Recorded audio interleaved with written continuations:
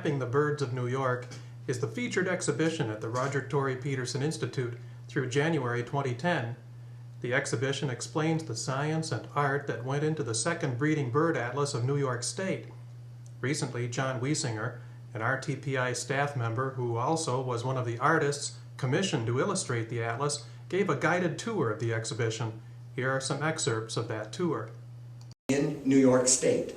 It's a census of the birds within the state. I think there are 251 species that breed in New York State. There's a really top-notch ornithologist. He said, John, it just doesn't look right. He wanted the head farther back. So I had to redo it and put its head farther back singing.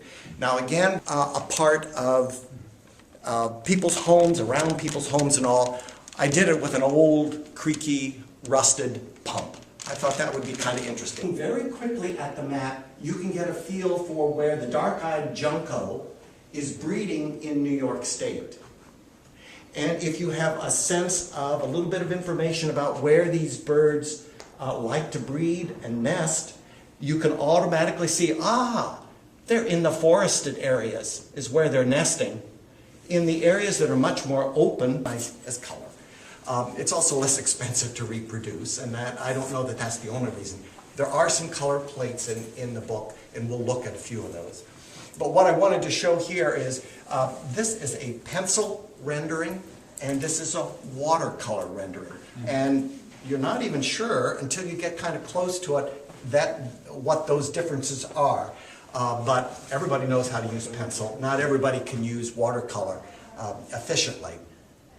But some of these are going to be in pencil. Look closely to see if you can tell. Some are in, many are in watercolor, and there'll be some ink ones also. Well done. Again, these are artists. All these artists are people who've done a lot of work with birds. They know their birds. The birds should be accurate. Also look for the fact that the birds are in some breeding condition. Here there's a nest with some babies in it, chestnut-sided warbler, and the flycatcher on its nest, or at the nest. Nicely done and accurately done. What this person has done.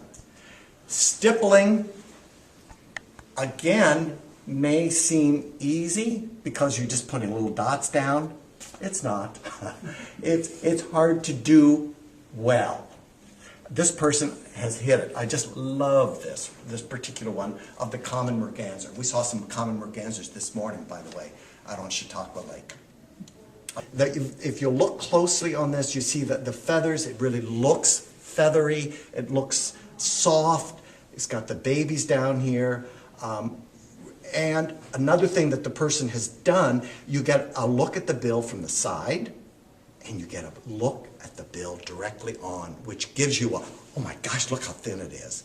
So you're being given a lot of information in just this single illustration. It's really, really lovely. The shorebirds. So I got to do many of the shorebirds.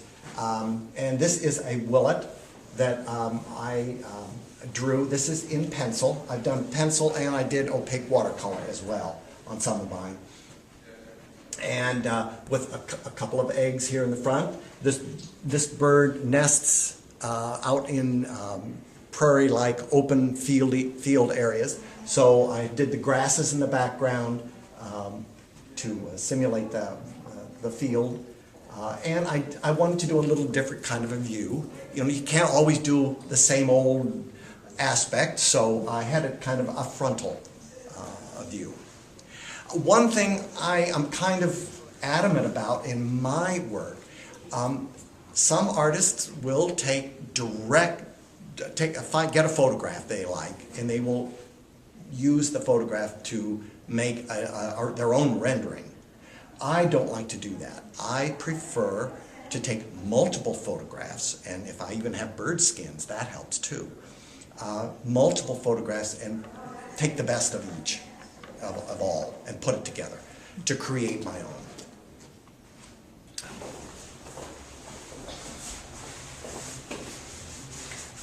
This is my swamp sparrow, and I just thought it was interesting since on this particular poster they also have my Henslow sparrow, and you can see I don't know how familiar you are with the sparrows, but they are hard to identify. They can be very difficult to identify.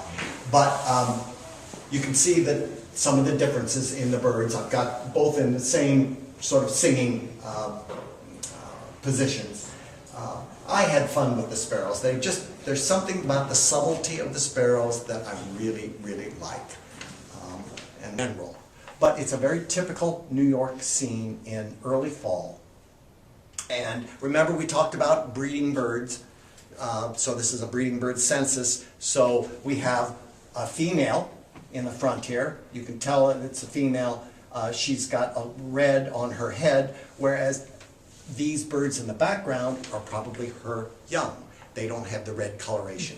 If you see a flock of turkeys at this time of the year, a little earlier, you see the young are rather have dark grayish heads. They may be a little smaller too than the female.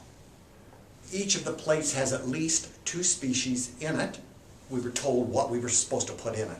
So we have wild turkeys and a ruffed grouse going off into the woods. And it's a northern harrier and red-tailed hawk. And I like the lighting. I like the layout here, and you can even tell what kind of trees those are. I know what those are. Those are white pine, no question. I think extremely well done. Landscape work is not easy to do. There are a lot of landscape artists. And lighting, I think, is so important. And I think the lighting in this is especially nice. It's subtle. The birds stand out without being garish. Harriers fly low over marshy areas feeding. This is typical. Red tails often will be higher. So they pulled in, they know their science, they know their birds. This person knows his art.